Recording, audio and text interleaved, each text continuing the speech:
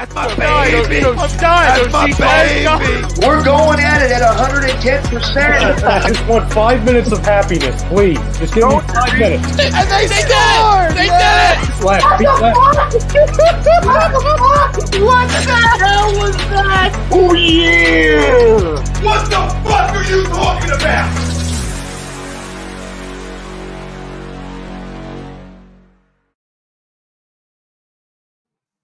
What's up, everybody? It's Monday night. A2D Radio Sports Hounds are live. As always, we are streaming exclusively on a2dradio.com.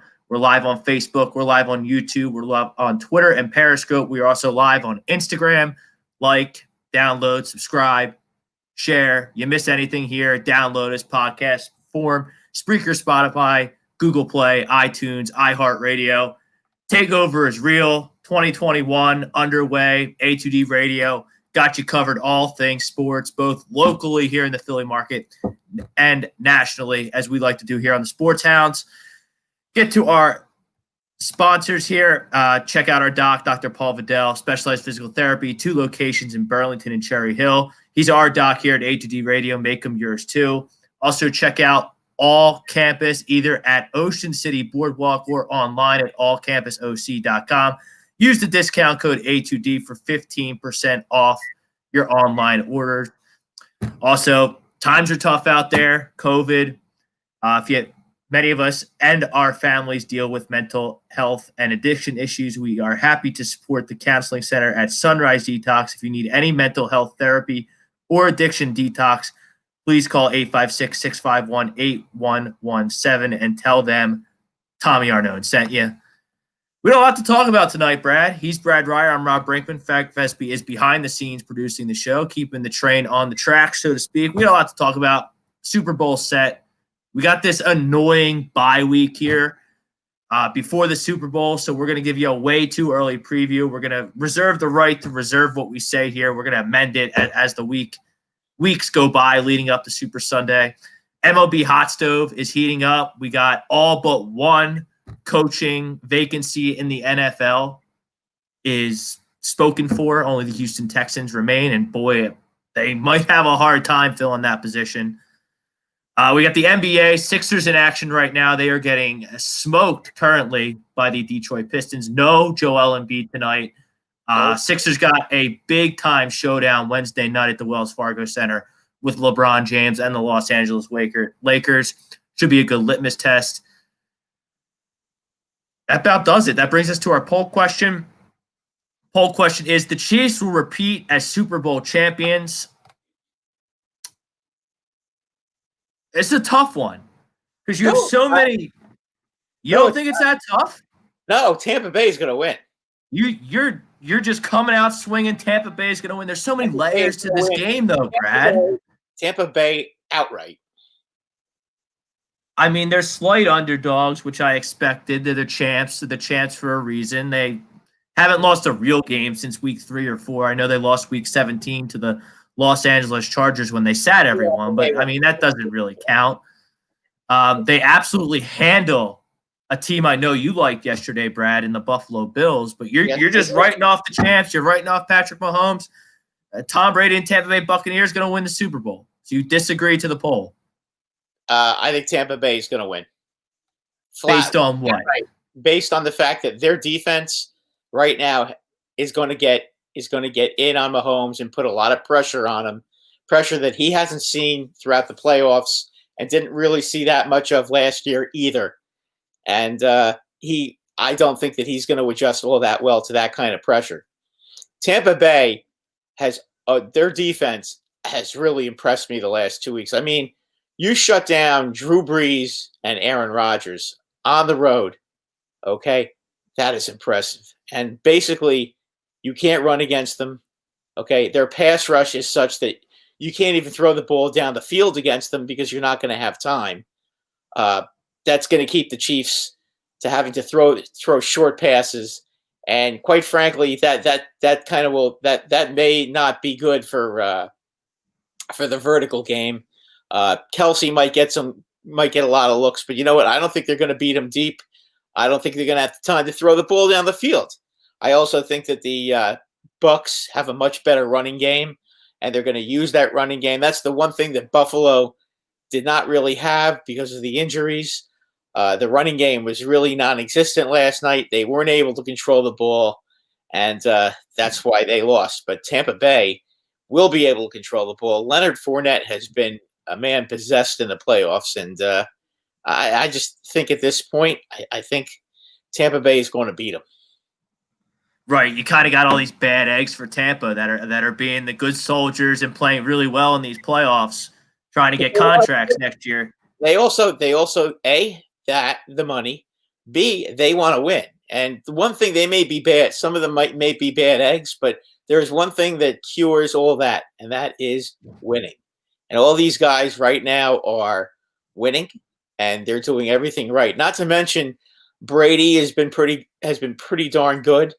I know he had the 3 interceptions in a row, but you know what? Yesterday, when Tampa Bay let Green Bay get back in the game, okay, they beat them.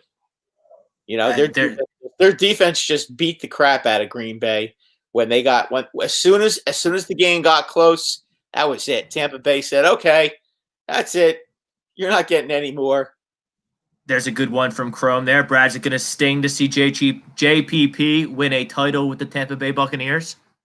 No, I'm rooting for him to win a title. I mean, it makes me mad as hell that Gettleman traded him because I never really liked seeing him go anyway. But I mean, you know, they did what they thought they needed to do. I didn't agree with it, but you know, JPP, does it surprise me that JPP's been able to come back? No. I remember how good he was with the Giants, and he's not that old. And he's got his strength back, and he's a beast now. I mean, he's been old. What did he have? 2.5 sacks yesterday? I didn't see final defensive stat. They had Barrett was blitzing. He was just taking the corner, taking the edge off that right tackle for Green Bay. Whenever he wanted it seemed like he was a menace. JPP was in there. Those 2 linebackers for Tampa Bay are absolute beasts, and Levante David and Devin White, young kid out of LSU.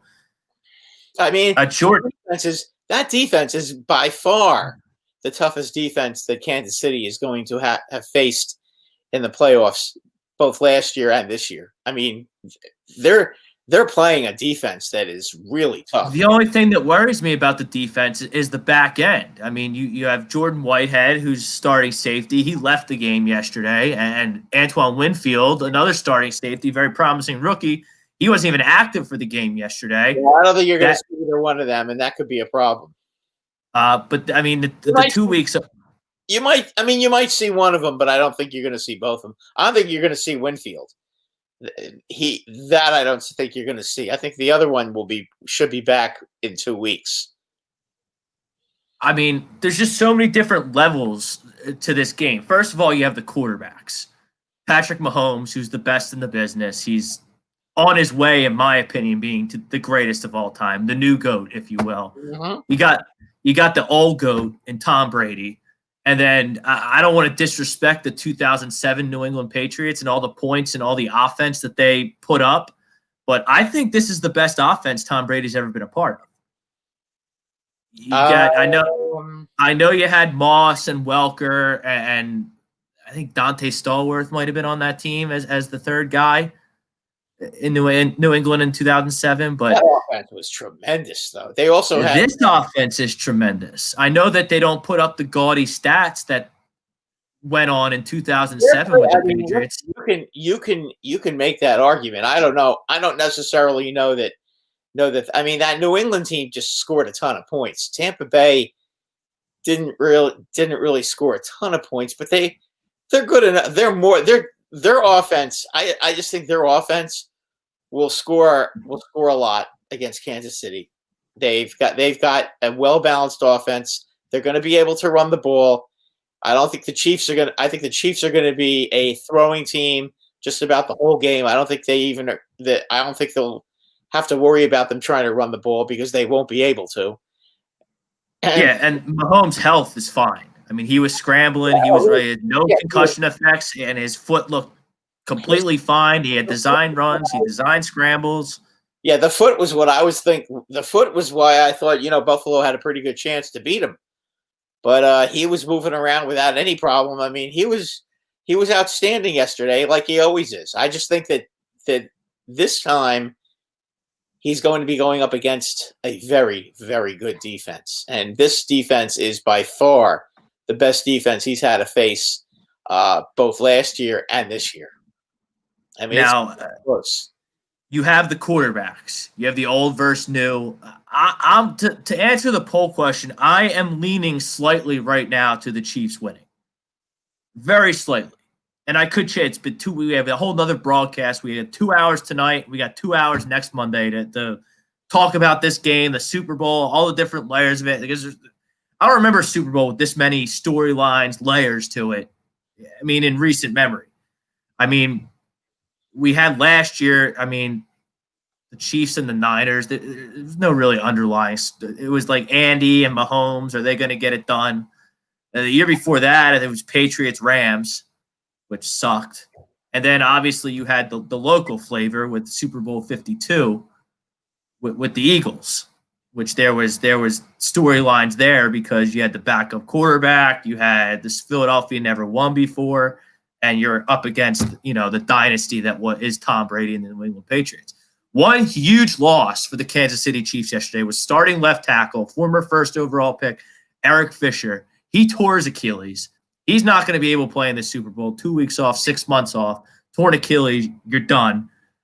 He's kind of the staple, the linchpin of this offensive line. He's the only first-round pick in the group. All the rest are kind of classic Andy Reid, journeyman, late round, developmental, offensive linemen that have been molded into this unit that has led Patrick Mahomes and this great offense to the Super Bowl.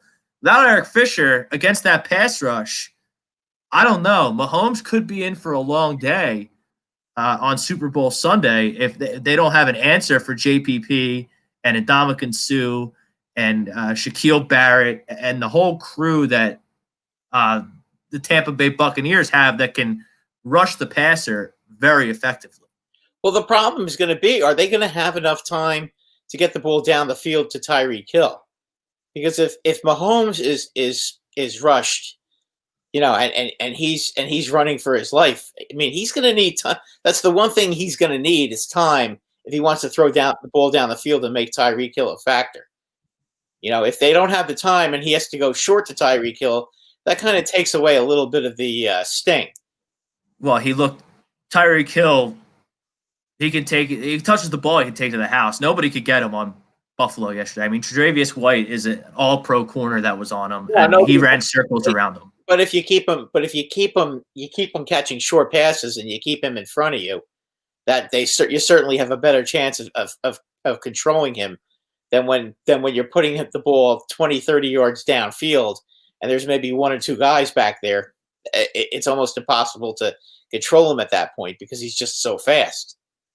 Now, the one reason that I do like the Chiefs, I think they can overcome the offensive line. I think they can overcome having the lesser defense, is Steve Spagnuolo. Your boy seems to be the kryptonite for one Tom Brady. He's very good at getting in the face of Tom Brady. They blitzed back in week, what was it? Week 8? Was it week 6?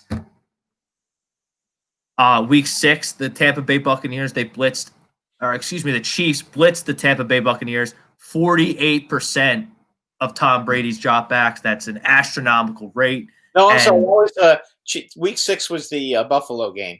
They played Tampa Bay this year? Yeah, remember Tyreek Hill had all those yards in the first quarter? That was against Tampa Bay? Yes. Okay. They had no answers. It was 27-24. The Chiefs jumped out real big, and Tom Brady and Tampa, they made a game of it in the second half, but they lost 27-24. But Tampa Bay has really picked up their level of play since that point.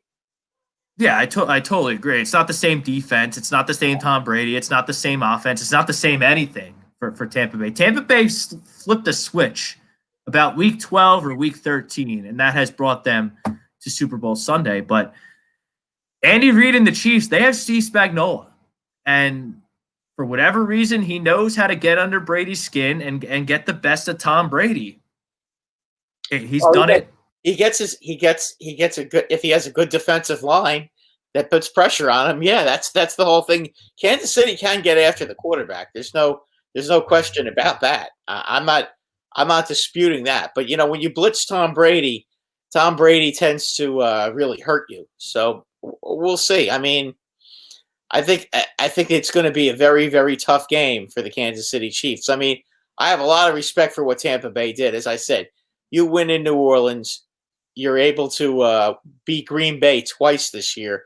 That's pretty impressive. I mean, my God, and the way their defense shut down Aaron Rodgers when the Packers got back into the game, that was awfully impressive. Now, there is one thing you and I need to discuss, and that's the ridiculous decision to go for a field goal when you're down 8 points in the fourth quarter. Look, I don't, Brad, these coaches, because all the coaches do it. And we watched it all here in Philadelphia with Doug Peterson, with the stupid analytic nerds in your ear telling you what to do and the statistical probability of this, that, and the other happening. Look, you got to look at that situation. And Matt LaFleur, he sucks. He sucks. I don't understand what you're thinking. I don't understand. There's 2 minutes and 9 seconds left. You're going to 3 and out you really think you're going to 3 and out the Bucs? I mean, if there's 4 or 5 minutes left in the game, Brad, okay, maybe I can buy. Yes. You boot the field goal. You're down 5. You get a stop, and then you let Rodgers go win it, and then that's it. Right. There's 2 minutes and 2:09 left in the game. You're going to kick a field goal to go down 5. What sense does that make? It makes. You're not going to get the ball back. It's. And the other thing is, even if you don't make it, okay, if you don't get the touchdown, you still have the Chiefs pinned deep, okay? And, correct. And if you can in fact stop them, they're going to be punting from their end zone, and then you're going to get real good field position. So it'll be like a continuation of the drive. That was one of the dumbest decisions I've ever seen in an NFL game. I mean, that ranks right up there with Pete Carroll throwing the ball against New England on first and goal. That was bad too. Yeah, I mean, it's mind-boggling what a stupid play that was. Great, you're down 5. And then, Brad, you know what? The same damn thing happened in the AFC game. Because, look, I was very disappointed in the Buffalo Bills yesterday. Me too. They laid an egg. They just laid an egg. McDermott looked. Why were they kicking a field goal at the end of the first half? I mean, you have to score touchdown when you're on the road and you're playing. when they made it 24-12. Yeah, 21-12, whatever it was. Yeah, what kind of stupidity was that? The only way you're going to beat Kansas City is by scoring touchdowns. And you know what? If you score a touchdown, you give your team so much momentum going into the second half. I mean, it just it bugs the crap out of me. I didn't hate that move as much as you did, but what I did hate was late in the game, you're mounting a comeback, you score a touchdown, right? You go for 2, instead of kicking the 1, instead of having Tyler Bass trot on. What are you doing? You kick the ball through the uprights, you're down 16, it's a 2-score game. Now you go for 2, you miss, it's a 3-score game. By the way, your kicker is an unbelievable weapon. Both of his onside kicks were absolutely phenomenal. They're just rolling along, and then right when they got to the Chiefs hands team, they hopped up and they got one of them. Yeah, it doesn't even matter anymore. Could you imagine if you're down 16, you get that onside kick, then you get a touchdown, then you start going for 2. Right. I'm so sick of these analytics in the NFL. How many times have I said it about the 2-point conversions, that these guys have no clue what they're doing when it comes to these 2-point conversions? None. But, if you got an analytics guy in your ear saying, hey, I think we should go for, you look at the scoreboard, you look at the clock, you do the math in your head and say, what makes football sense? Does going for 2 make football sense, or does going for 2 not make football sense? Because sometimes going for 2 makes football sense. But I mean, it's so overused and it's ridiculous. Point lead, Rob. If it's an 18-point lead and you're trying to get it to 16, then you go for 2. But if it's a 17-point lead, you get the 1 point. What's the difference if you're down 15 or 16? Because you can win it. The thinking is you can win it with the touchdown wins it. And if you don't get it, you almost have no chance. But then you get your onside kick. You get your onside kick. You make a couple plays. You stall out. Then you kick a field goal. I mean, then you're down 14. Like, what does that do? Well, they had no choice. It was fourth and 30. I get it. I mean, I get it. That was the problem with that one. I didn't have a problem with doing that. But my problem with them was the 2-point conversion and playing chicken football in the first half and not going in and trying to get the touchdown. I mean, that's ridiculous. Yeah. Because what's the difference if you're down 21-9 or 21-12? And the play calling was as dumb as I've ever seen. Why isn't Josh Allen? Why aren't they using his legs and trying to do quarterback draws? Instead, they keep trying to do Sean for him. The Buffalo Bills reminded me of the Philadelphia Eagles yesterday in the early 2000s when they choked away all those NFC championship games. Sean McDermott was not prepared. He was outclassed and outcoached by Andy Reid. Terrible job. He had he looked scared. He looked like a deer in his in the headlights almost the entire game. You know, really the only touchdown they got in the first half, really the only offense they were able to muster to speak of until garbage time was because Mecole Hardman dropped the punt on the 1-yard line and they were able to throw it in. That's all they got, really. Well, they got the field goal at the end of the first half, you know, and then they got the other field goal. But I mean, when you are on the 2-yard line or the 3-yard line, I think they were on the 3-yard line, and you're kicking a field goal when it's 21-9. That's just inexcusable. I mean, these guys, I seriously, I don't know where they get their brains from.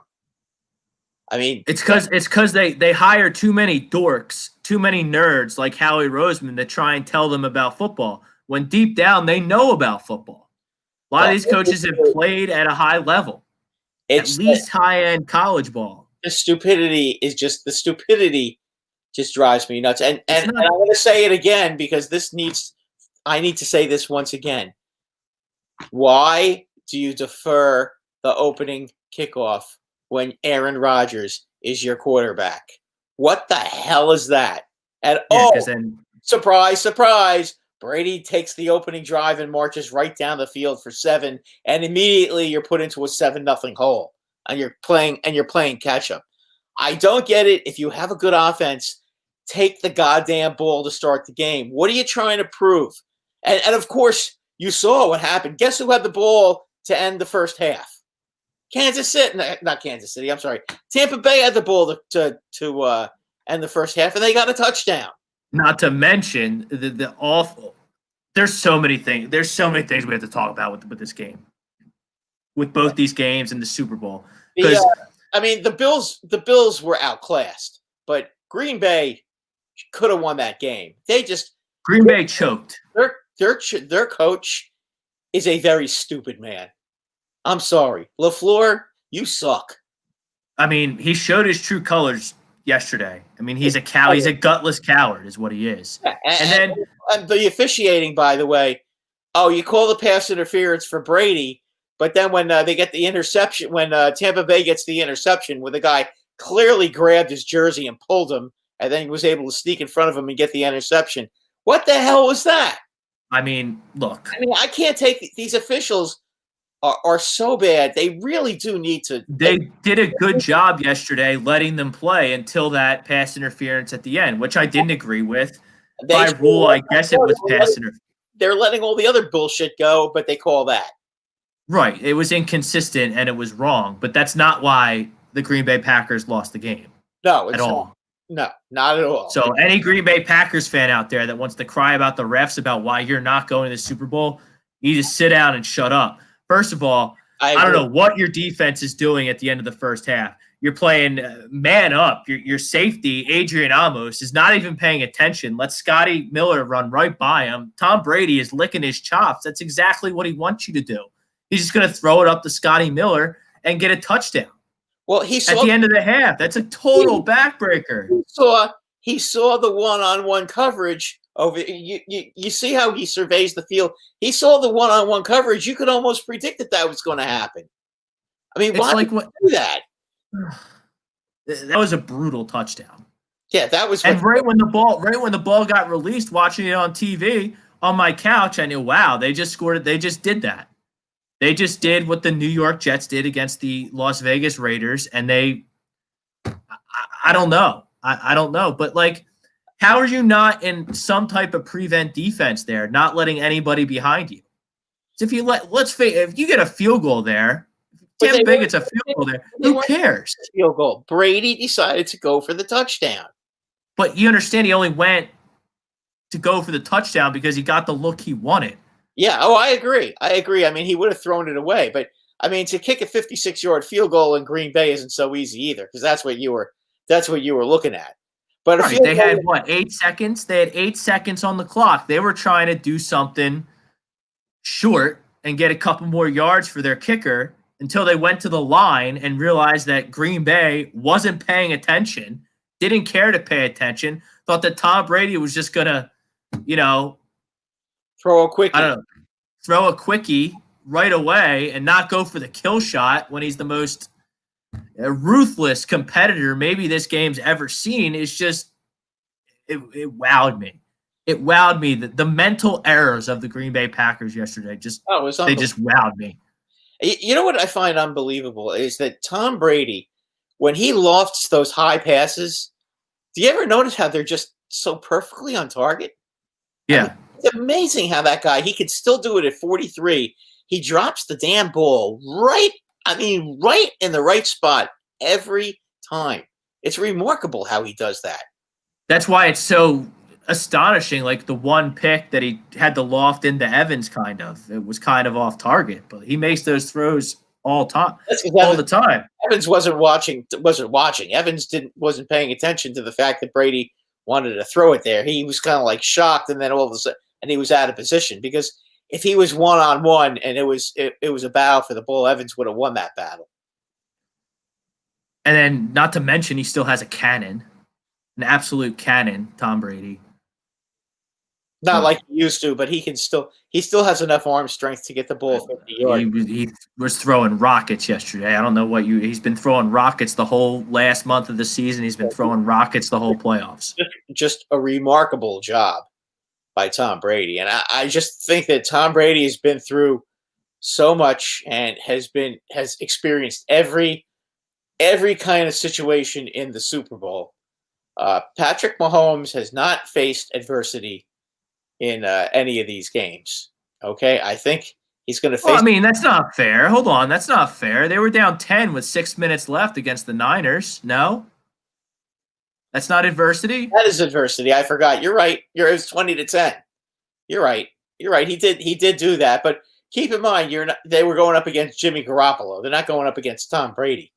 That San Francisco team didn't have a great offense.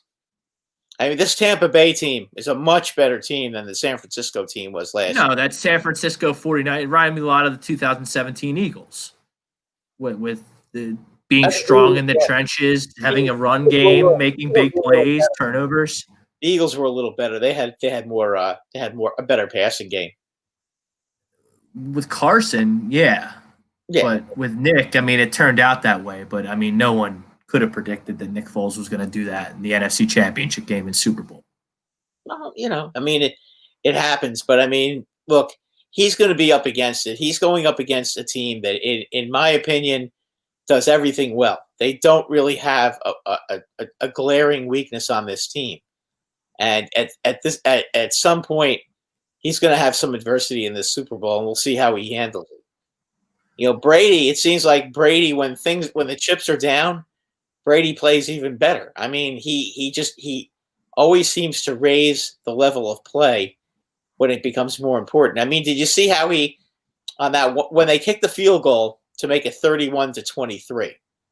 Okay, Did you see how when he went back to throw, he realized that there was a pass rush and he might get sacked, and before they even had a chance to get close to him, he just skipped the ball into the ground to make sure he got that field goal so he wouldn't get sacked and get knocked out of field goal range. Right. Those are the kind of things that the great quarterbacks do, that the great all-time great quarterbacks do.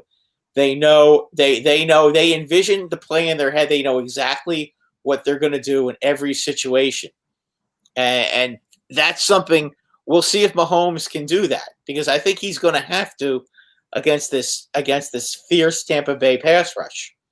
It's Monday night. This is the Sports Hounds exclusively on A2DRadio.com. Our poll question: the Chiefs will repeat as Super Bowl champions. I'm reluctantly agreeing.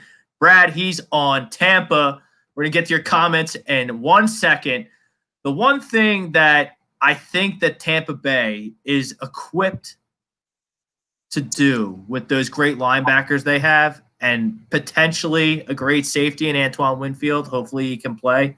I want all the guys to play. I mean, Fisher's not going to play, and that sucks. But I want everyone that's questionable. I want everyone playing. I want any excuses. I want to see every team. I think you'll see anybody who could possibly get on the field will get on the field in this situation. I mean, I don't know what Travis Kelce's props are in the Super Bowl, but I think Tampa Bay has the personnel to slow down Travis Kelce.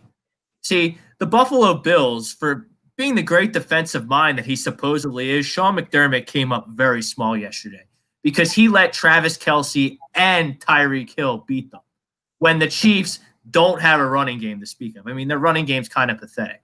Clyde Edwards-Helaire, he's shown flashes. Darrell Williams, he's a journeyman.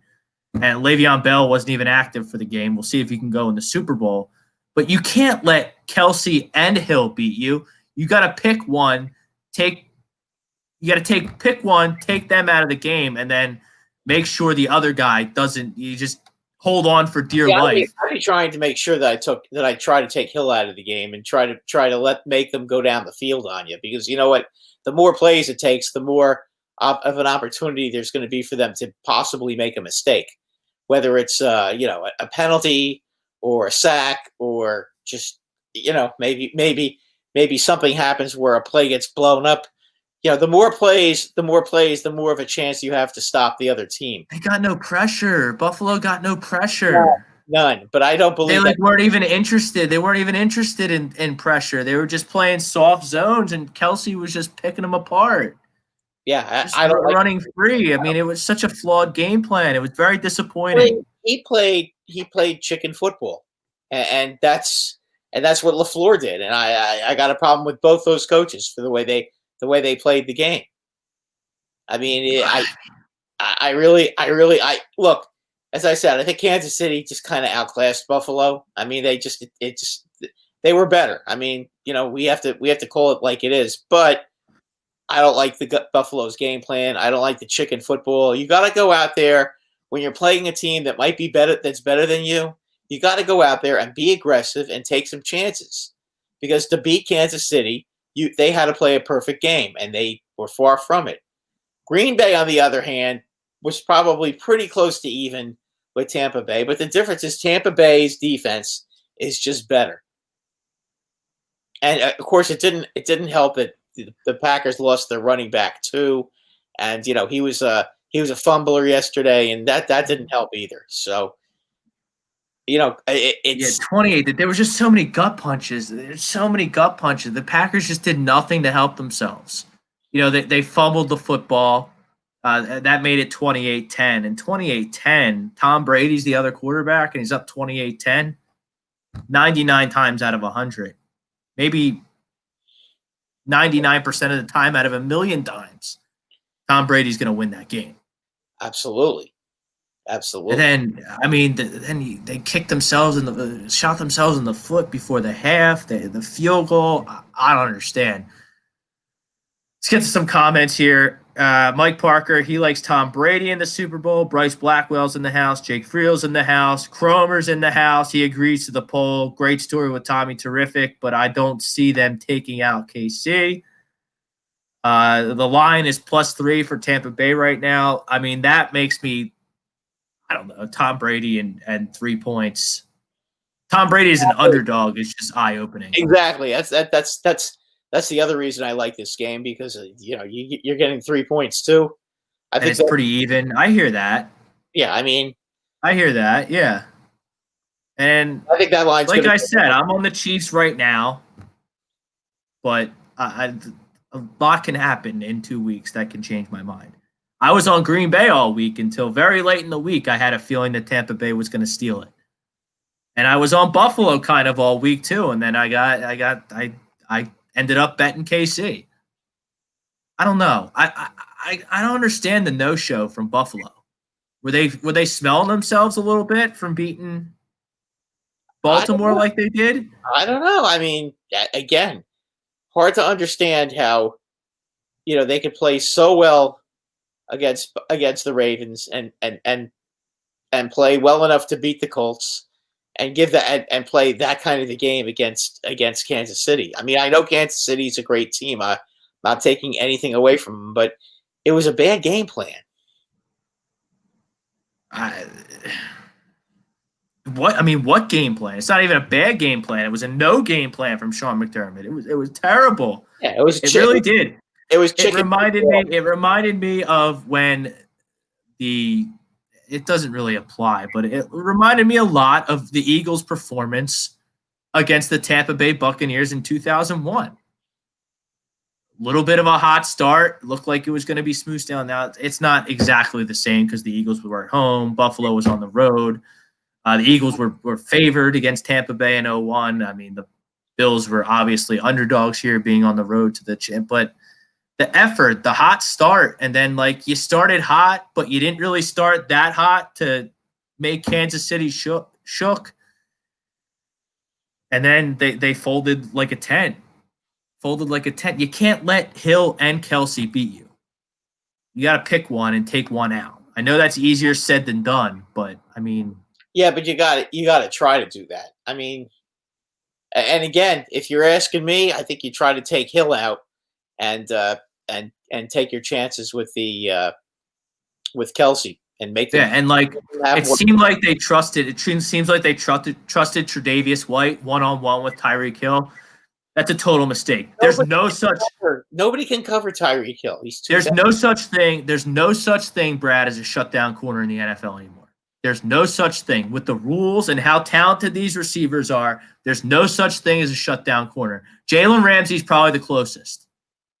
DK Metcalf was supposedly shut down in the wild card game against Jalen Ramsey. DK Metcalf still had 5 catches for 96 yards and 2 touchdowns. That's not a shutdown corner. No. That's not a shutdown corner. Tre'Davious White yesterday is an all-pro player.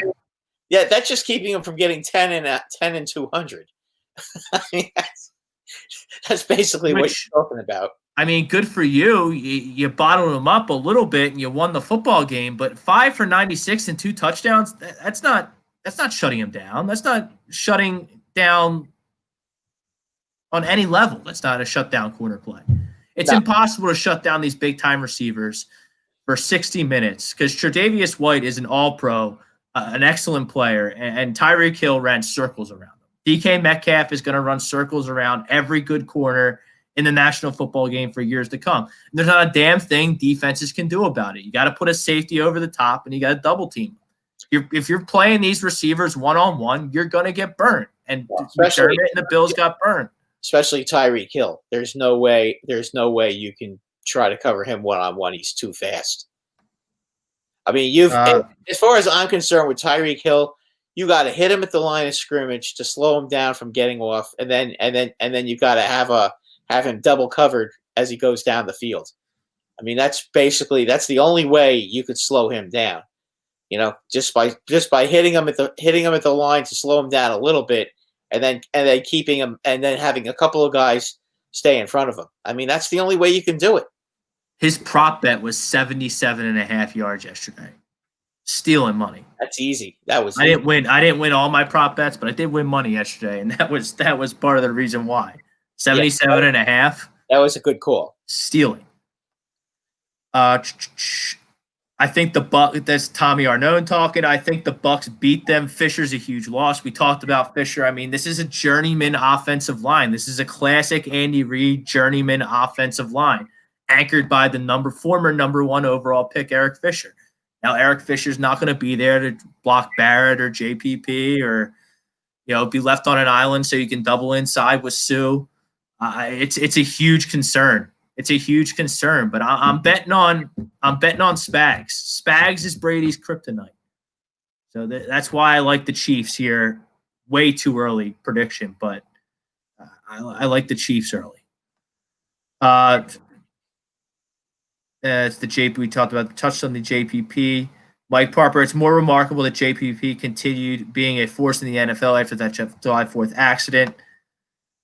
Yeah, I mean, it's good for him. It was funny for a while from an Eagles fan perspective. It was a Giant, being an idiot and blew his hand off. But I'm glad that he was able to right the ship and be a good player.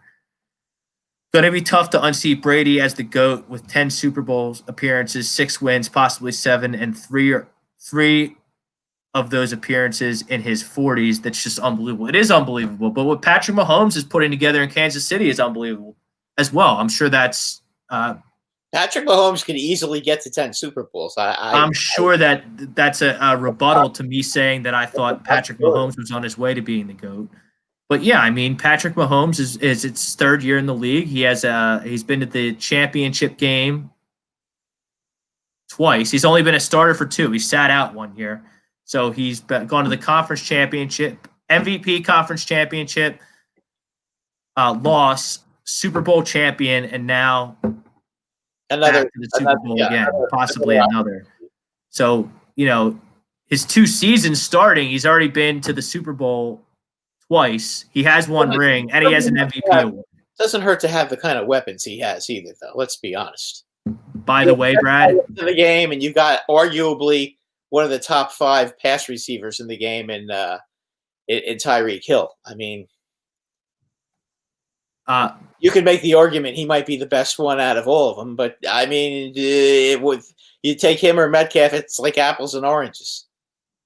Hey, Brad, by the way, I know I get on Donovan McNabb a lot because he threw up in the Super Bowl and he threw 3 picks and he was single-handedly the reason that the Eagles lost that game. But he was a great quarterback. He's the best quarterback this franchise has ever seen, and he looks like a Johnny Unitas compared to the slop that I watched at quarterback from the 2021 Eagles. Aaron Rodgers and Donovan McNabb now have the same record in NFC championship games. That's hard to believe. But For all the criticism and hate Donovan McNabb got, some of it warranted, some of it not so warranted, he's got the same record in championship games as Aaron Rodgers. Now, granted, Aaron Rodgers has himself an MVP award and a Super Bowl championship, which Donovan McNabb has either, but just puts in perspective that I saw that stat because I've been pretty adamant about Donovan McNabb not being a Hall of Famer. He's a Hall of Very Good. But, I mean, that makes you think a little. Maybe he'll get in. Maybe he'll get in. You know what? Here's the thing. A lot of times when you have big-time quarterbacks or big-time players on your team, you don't miss them as much while they're playing until they're gone. And then you see some of the other guys.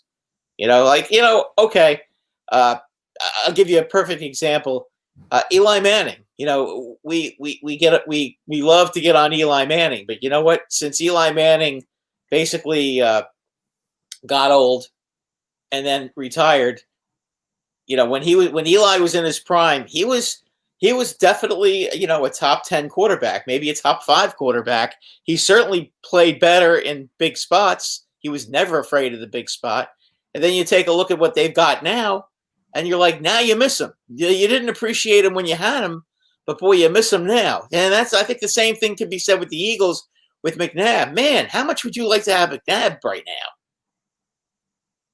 A lot. I mean, McNabb. Even though I still think Carson Wentz, there's a good quarterback inside him, and maybe these new coaching staff can get that out of him. But I would love to have Donovan McNabb right now. Now, listen, Carson Wentz still has talent, and I said it about Fran Tarkington. I could also say it about Craig Morton, if you remember the guy that played the quarterback who played for Denver when they were the Orange Crush.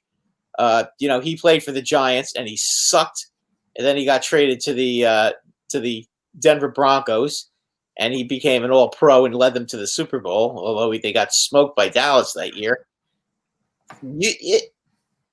Things change. Every year is different. And quarterbacks do have off years. It's not unusual for a quarterback to have an off year and then come back and have a good year, especially when they're younger. When they're older, it's a little different, but when they're still young, it's not impossible for them to come back and have a big year. And from your mouth to God's ears, that's what we need from Carson Wentz. Listen, he's got it's not like the guy doesn't have talent. Okay? Yeah, we'll see. We'll see about him. Can't say he has no talent. I'm getting a headache talking about the Eagles and Carson Wentz and what's going to happen. Tommy Arnone, don't leave it up the officials, nerd Green Bay coach. Yeah, people who complain about the officials was it a bad call? Yeah, but come on. Why are you kicking a field goal in the last 2 minutes of the game on 4th and goal to go? Patriots fan 12. Rodgers can't blame Mike McCarthy anymore. He did his best to roll the bus right over Matt LaFleur's head in his press conference last night. It's never Aaron Rodgers' fault. Just ask Aaron Rodgers, it seems. Well, yeah, of course. Yeah, it would be nice as far as Aaron Rodgers was concerned if he really had another receiver besides for Devontae Adams. Because I'm not really that crazy about any of those other receivers. I think they're all pretty. They're okay. They're like average receivers to me. Scantling made some plays yesterday, but he's a total wild card. He's a big knucklehead. He could easily have dropped all those passes yesterday, and I don't see what Alan Lazard brings to the table at all. He made some nice catches though yesterday. He had a good game yesterday. But again, really, if you look at it, the only guy on that receiving corps that really scares you is Devontae Adams. And when there's only one receiver, it's like Buffalo. Buffalo's main guy was Stephon Diggs. And Kansas City did a pretty good job keeping him under control.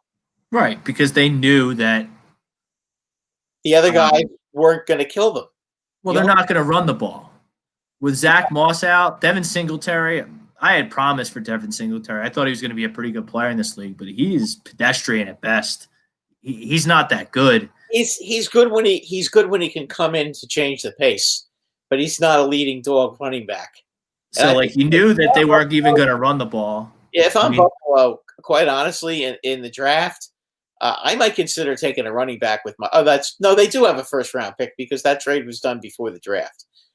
So they'll have their first round pick this year. Yeah, I would try to get a running back. You could probably get a very good running back late in the first round. Because they could use another receiver. They could use a tight end. You got to get more weapons for Josh Allen. You do. I think that their defense is pretty stout, pretty set. It's pretty good. Listen, would you like to get a pass rusher? Yeah, of course you would. But I think they can. I think that with Josh Allen has the kind of talent that they can outscore teams. I didn't like what I saw yesterday out of that, especially just some of the chicken shit play calls that we saw, and I don't like the calls that LaFleur made yesterday. I think both of them coaches are they're failing their organizations by letting analytic nerds dictate football decisions. That goes to contracts and salary. That goes to who gets picked where in the draft. And that goes to when you should go for it on 4th down and when you should punt. That goes for when you should go for a 2-point conversion or you should just take the 1 point. And it's just analytics and deferring on the opening kickoff. Correct. I am correct. That's another one. I've been screaming about this, Rob, and you have. This is one of your major pet peeves. Why do you not want the ball and get the lead and take control of the game and grab the momentum? Basically, they got that touchdown and they controlled the first half because you're first. You set the tone. If you got a great defense. okay, that's one thing. But when you have Aaron Rodgers as your quarterback, okay, and basically you won the game because you outscored everybody, why are you letting Tampa Bay, and especially when it's Brady, what are you giving Brady the ball to start the game? Yeah, he's a shark. He's going to smell blood in the water, and he's going to kill you. Like, okay, good. I got the ball first. You know what? And the weather seems pretty good right now. We're going right down the field, and that's exactly what they did. And that set the tone for that game. And I've seen it a million times, and I just don't understand these guys. They always think, oh, well, we'll get the ball twice in a row. Twice in a row, we'll get it at the end of the first half and the beginning of the second half. How many times has that happened? What do they base that on? Like, there's so many variables that can happen over 30 minutes of football that can dictate and change who gets the ball at the end of the half. I mean, you could get the ball with 2 minutes to go and end up going 3 and out. You don't know what's going to happen, or you may not even get the ball. You know, I mean, but it's ridiculous to defer like that. It's just there's no reason for it. Take the ball when it's overtime. Do you defer then too? No. Okay, so what the heck? So why are you deferring? Why are you deferring to not get the ball right away? Why not take the ball? Get the ball and get the ball and take the lead. Greg Malakovic, he disagrees to the poll. Turf toe gate plus he can't bet against the GOAT, which is Tom Brady. So he's on Tampa. He's with you. Sup, guys? This is Steven. Rachel gonna have to disagree, hoping the Bucs lose only because I can't stand Brady. Either way, I'm expecting a good game. Bob Brinkman, Pack letting up that half-ending TD and letting Brait alone in the end zone were back-breaking plays. Yeah, I mean the end of the half was terrible. I thought that was the. I mean, obviously the touchdown that made it 28-10. Was a killer, but I just thought that 21-10, that going in there, that was a punch in the gut before halftime to allow a touchdown like that. You know what it reminded me back in 2012 when Hakeem Nicks caught the Hail Mary against Green Bay. Yeah, of course. Yeah, I mean he caught that Hail Mary. And that gave the Giants a 2-touchdown lead at halftime, and that set the tone for that game too. You know, momentum can change on a dime. Yeah, and there is something to be said about Rodgers. Rodgers kind of reminds me a lot of Peyton Manning, the way Peyton Manning used to dominate the regular season and then not be good in the playoffs. That's kind of what we're looking at with Rodgers. You're very similar. I suppose. Peyton Manning had more talent offensively than Aaron Rodgers ever had. Big time. Yeah, big time. I mean, if you look at, he had 2 great receivers. Wayne and who was the other one that was from Philly? Yeah, Marvin Harrison. You had Reggie Wayne. Yeah. Harrison and Wayne. I can't remember their tight end, but their tight end was really Dallas good. Clark. Yeah, Dallas 44. Clark, yeah. He was awesome. Yeah, I mean he was really good. And they went from Edgerrin James to they had the edge in the backfield. I mean, Rodgers never had that kind of talent. Cobb and Jordy Nelson and that cast of characters he won with in 2010. That was pretty good. And Antonio Freeman, that was a very good group of receivers. I think Freeman was before. Freeman before? Way before. Yeah. Okay. Brian B. Brady retires if he wins. I don't think so. No, he's not. I don't think so. I think he's just going to stay down there in Tampa with the warm weather and be fine. I think they'll bring back Antonio Brown. He's got Evans and Godwin. He's got a coach who will play ball with them and kind of let him, not do what he wants, but kind of do what he wants in terms of Arians. I think Arians is a perfect coach for Tom Brady because he's a real smart guy. He's always been a pretty good coach, and I think letting Brady make the call at the line of scrimmage, that's just a smart thing to do. That's just a smart thing to do. I mean, because Brady will look at the line, and if he sees that you're going to blitz or if you got a lot of guys in the box, he's going to throw the ball down the damn field. And if you play back, he's gonna either run it or he's going to throw a short pass. He will take whatever the defense gives him, and that's what he's done his whole career. And that's why he's so hard to stop. And then if you start with press coverage or one-on-one, he's going to see that and he's going to go deep. And he's going to burn you every time. And like you said, he's still got tremendous touch on the football and his arm strength.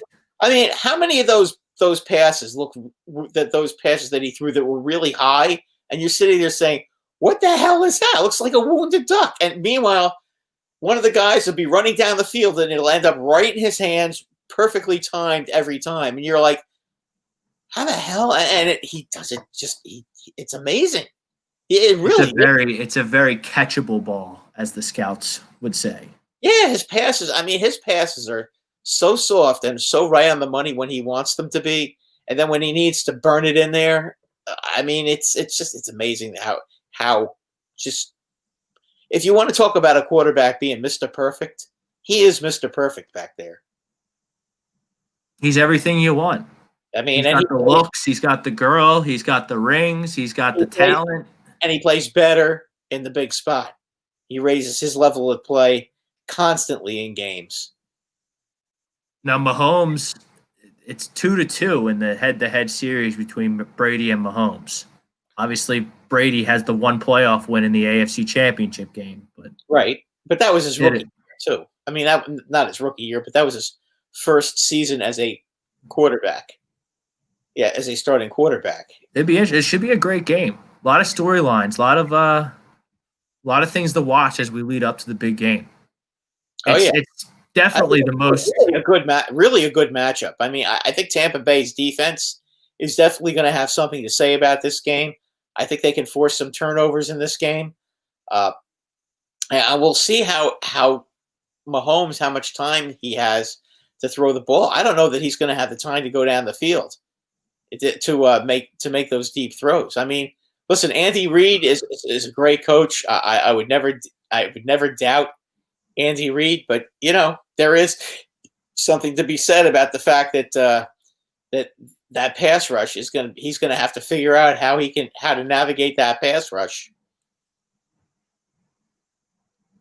Yeah, I mean, there's those lines this is the most intriguing. Is the most intriguing Super Bowl since the Eagles and the Patriots. The Eagles and the Patriots, you had the classic underdog with Nick Foles in Philadelphia against the Goliath, the giant that was Tom Brady and Bill Belichick. You had the Eagles with all the injuries. This has more storylines even than that. Because the last couple Super Bowls, they've been, I don't want to say duds because last year was okay, but the Rams-Patriots was horrible. Last year was an exciting game. It was all right. Okay, I mean the year before was horrible with LA and the Patriots. That was a poor game. That was a real defensive battle. I want to talk about some of these coaching hires because we got one coaching vacancy left. It looks like it's going to be Leslie Frazier, the defensive coordinator for Buffalo down in Houston, but such an undesirable position. I mean, you got Deshaun Watson who wants out, and you got no draft picks. Yeah, that's a good luck. Yeah, I agree. I mean, is the Rooney Rule working, Brad? No, it's not working. What do you do to make it work? I mean, you can't force teams to hire guys they don't want. I mean, it's just I don't know why they don't give some of these guys a chance. I mean, I just don't really – I don't get it. I mean, these guys, some of these guys that are out there, are absolutely qualified to be head coaches. I don't know what the issue is. I really don't. There's only 32 spots, though. I understand. And if Leslie Frazier gets to – I think there was 8 – what was there, 8 head coaching vacancies? Right. At the beginning – if Leslie Frazier, he's the first African American He's the Salah got a job. He's a minor. I know he's not. He's Lebanese and a little bit of a mixture, but he's a minority. He's a minority, and he's a minority candidate who got a job. So I would classify that as a like a 2 for. I would put 2 for 8 if Leslie Frazier gets the job. I mean, that's 25% of the vacancies were minority hires. I think there should. I think it should be more than that. I mean, I think there's plenty. How many minorities should have gotten jobs? Out of 8 job openings, how many minorities should have gotten? At least 3. So who got a job that wasn't qualified? That wasn't. I know one in Detroit, which I don't know how Dan Campbell got the job. He's. I mean, I'd be. I know Don 19's in the chat there, saying what's up. I'd love to hear what he thinks about Dan Campbell being the head coach of the Detroit Lions. I don't know. He's a retread. I don't understand. He was a head coach before. Dan Campbell was a head coach before. Wasn't he a head? No, maybe he wasn't. He was a player. I don't remember him being a head coach. I could be wrong though. I thought he was a college head coach, but maybe I'm wrong. Maybe, but that doesn't. I mean, college and pro. I mean, we see how that usually works out when a college guy comes in the. Listen, if pro ranks. if you're asking me about the situation in Jacksonville, I can understand why they would take Urban. Why not? But he's a qualified candidate. Yeah, I mean, I would definitely. No doubt about it. I can't fault them for that hire. He's done everything under the sun in college football, and now he wants a challenge in the NFL. And he goes to a spot in Florida where he's going to get if he wants to, play with Trevor Lawrence. Well, let me ask you a question. What African American coaches who wanted to be head coaches got turned down? That's really the question I have. I don't know who. I guess Bieniemy is the good one. Obviously, the hot button issue here in Philadelphia is that Deuce Staley did not get the Eagles head coaching job. He is not on Sirianni's staff. The Eagles let him out of his contract. He is now an assistant head coach, running backs coach for Dan Campbell and the Detroit Lions. So that's why it's a hot button. And a lot of people feel that Deuce Staley was more qualified to be the coach instead of Nick Sirianni, who was hired by the Eagles. So that's where I guess the question is he qualified though? I would think that they would. I don't think so. And it has nothing to do with the fact that he's an African American. I mean, Deuce Staley, I mean, he did a decent enough job as a running backs coach, but Chip Kelly hired Deuce Staley. Chip Kelly failed. Doug Peterson gets hired. He gets another shot. Doug retains him. Doug, I mean, he won the Super Bowl, but Doug is fired within 5 years. That's a failure. So Deuce Staley's been a part of 2 failing head coach regimes, 2 different regimes. Let me ask you this, okay? Because do you think that Ray Rhodes had anything to do with it? The failure of Ray Rhodes. I mean, maybe they think of that. Maybe they think of Ray Rhodes when they see him. Ray Rhodes was an excellent defensive coordinator. He was, and when they tried to make him a coach, he failed miserably, just like Wade Phillips. I mean, but Wade Phillips is another example of that. And yet he got his chances.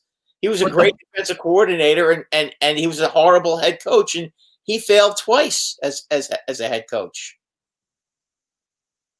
But I mean, it's the thing with the Eagles is the Eagles, they talk the talk in terms of being progressive with these.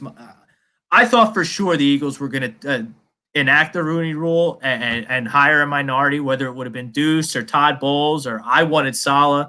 My top 2 choices were both African American. I wanted Saleh or Todd Bowles because I think the Eagles defense is just such a mess right now that it's just disaster zone on that side of the football. I actually think the Eagles offense can rebound nicely if Carson plays like half of what he did in 2017, which I think is very realistic. One thing about Todd Bowles, when he was the coach of the Jets, okay, the Jets offense was terrible. I mean, he was not good with their offense. The Jets didn't care. The defense played pretty well, but the offense was not good. And okay, he had Ryan Fitzpatrick as the as the quarterback, so you can sort of understand because you know how up and down the guy is. But he had a great year, one great year in New York with the Jets when they went 10-6, and then the other 2 years, they were bad and they ended up firing him.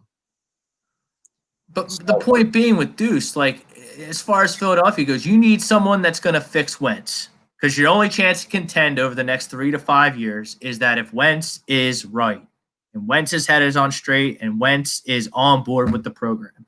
Is Deuce Staley the guy to do that? Yeah, I don't know if he is. I don't think so. No, not unless he goes out and gets a quarterback coach. I mean that would be something he'd need to do. So I don't know. I mean, like you have Justin Herbert in Los Angeles. Are you hiring Deuce Staley to take Justin Herbert and that football team to the next level? No. I mean, no, he doesn't want to be in Houston, but let's pretend that Deshaun Watson wants to be in Houston, is excited to be there. Is Deuce Staley the guy you're going to hire to take Deshaun Watson and the Houston Texans to the next level? Maybe, and I'll tell you why. Because Deshaun Watson doesn't need to be taught how to coach. I mean, it doesn't need to be taught how to be a good quarterback. Okay, he's already there. He doesn't have to develop him. He's not above coaching, though. I'm not saying he isn't. He's not that good. He's a very good player. He's a top 5 quarterback in this league, but he's not a guy I'm letting out there and have him rule the roost of my offense like I would an Aaron Rodgers or a Tom Brady. You don't have to develop him. He's already developed. He's a finished product. I think if Deuce is going to coach a team, I mean, I think that would be the team that he might actually succeed with, because that would be a finished product. You have a finished product at quarterback.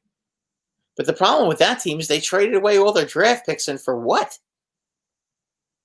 Laramie Tunzel and David Johnson. Yeah, I mean, you traded DeAndre Hopkins.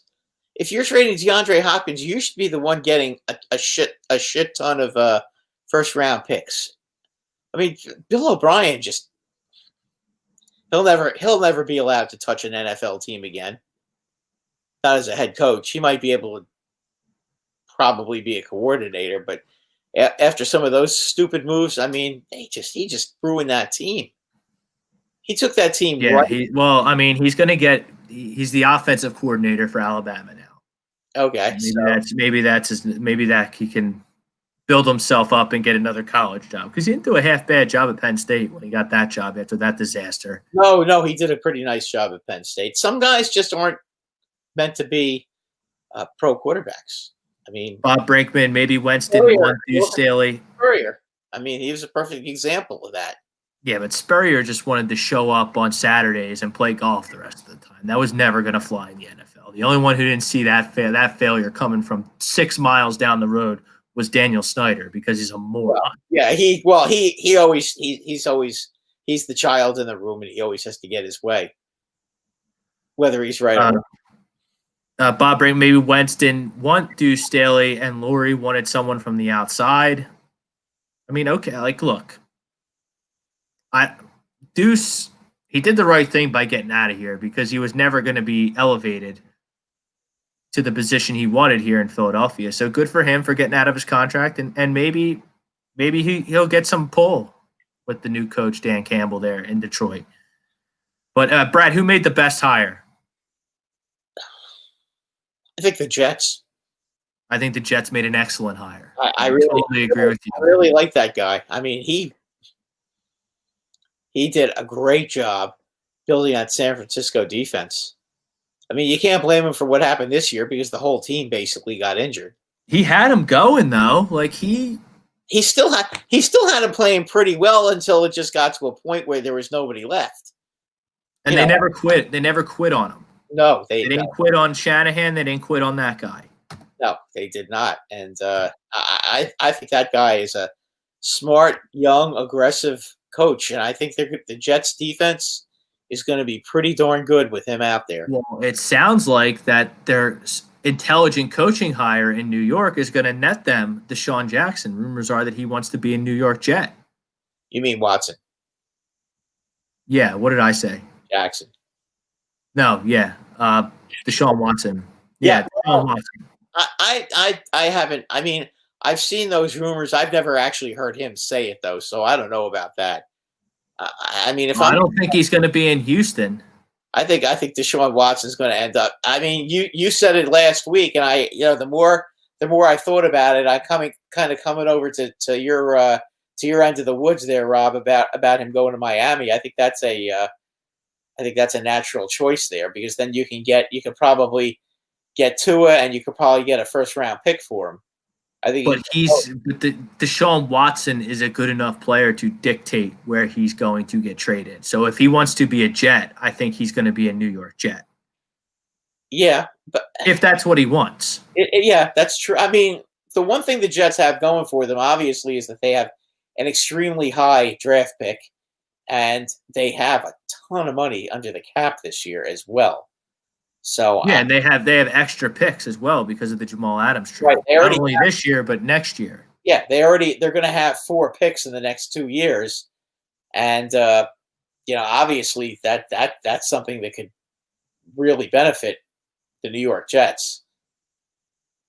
I mean, you're an instant playoff contender if you add Deshaun Watson.